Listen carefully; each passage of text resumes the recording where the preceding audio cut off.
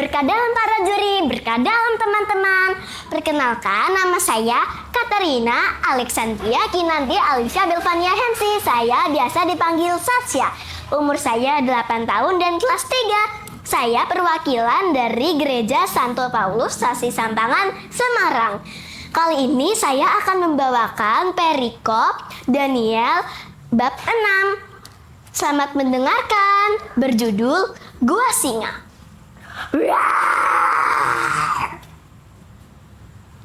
Darius orang Media menerima pemerintahan ketika ia berusia 62 tahun. Ia berkenan mengangkat 120 kepala daerah dan 3 pejabat tinggi di atasnya. Salah satu nama pejabat tinggi tersebut bernama Daniel. Daniel adalah orang yang paling melebihi dari kepala daerah dan pejabat tinggi tersebut. Raja Darius ingin menempatkan Daniel di atas kerajaannya yang dia kuasai. Lalu pejabat tinggi dan kepala daerah tersebut pun mulai mencari alasan. Bagaimana ya cara mendakwa si Daniel itu? Bagaimana ya? Aku juga tidak tahu caranya. Lalu mereka pun bertemu dengan Raja Darius dan berkata, "Ya Raja, tuanku, kekalah hidupmu."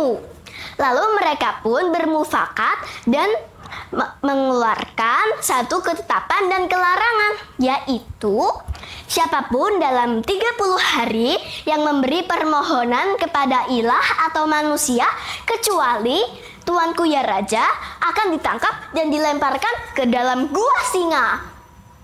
Mendengar hal itu, Daniel pun pulang ke rumahnya.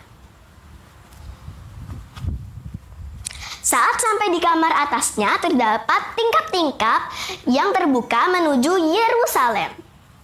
Seperti biasa, Daniel berlutut, berdoa, dan memuji Allahnya. Saat orang-orang itu bergegas masuk ke kamarnya, mereka mendapati Daniel sedang berdoa dan memuji Allahnya. Lalu orang-orang itu pun menghadap sang raja dan berkata,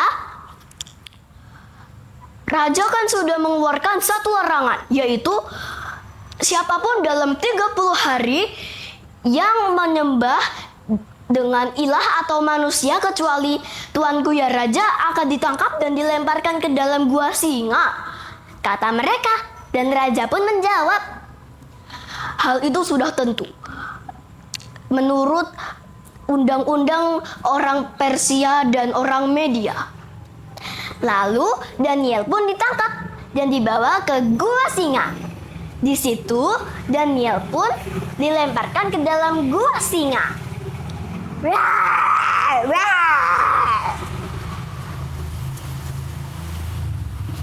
Lalu Raja Darius pun memberi perintah untuk membawa batu untuk dikunci. Batu itu dikunci dengan cincin meratainya agar Daniel tidak bisa keluar dan tidak bisa apa-apa. Lalu raja pun pulang ke istananya.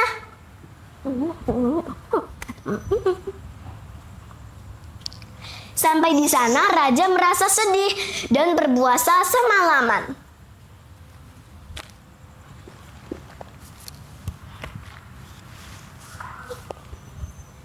Ia juga tidak menyuruh penghibur-penghibur masuk ke istananya. Saat fajar tiba, raja pun terbangun dan segera pergi ke gua singa.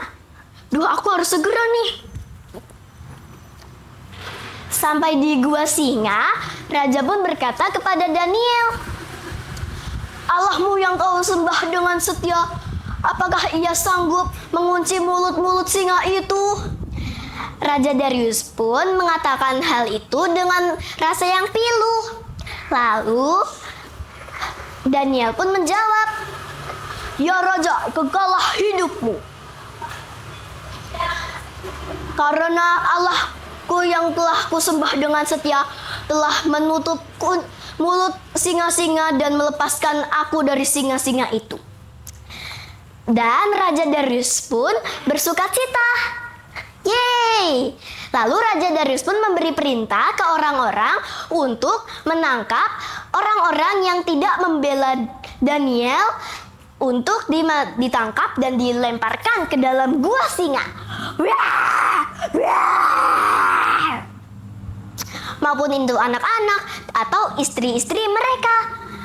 Sebelum mereka dilemparkan ke dalam gua singa tersebut, singa-singa itu pun sudah menerkam mereka sampai meremukan tulang-tulang mereka.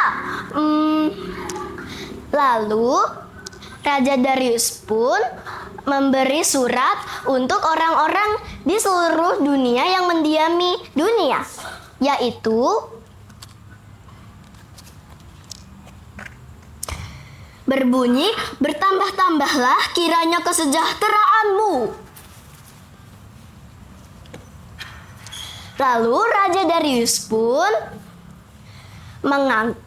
menyuruh untuk kerajaan yang ia kuasai untuk semua orang harus takut dan gentar dengan Allah Daniel, karena Allah Daniel adalah orang yang setia kepada Tuhan Yesus. Gimana nih teman-teman dan para juri? Sudah bagus kan? Jadi cerita moralnya adalah kita harus setia kepada Tuhan, selalu berdoa kepada Tuhan, dan harus menjadi diri sendiri yang menjadi baik. Terima kasih teman-teman, terima kasih para juri, dadah. Berkah dalam.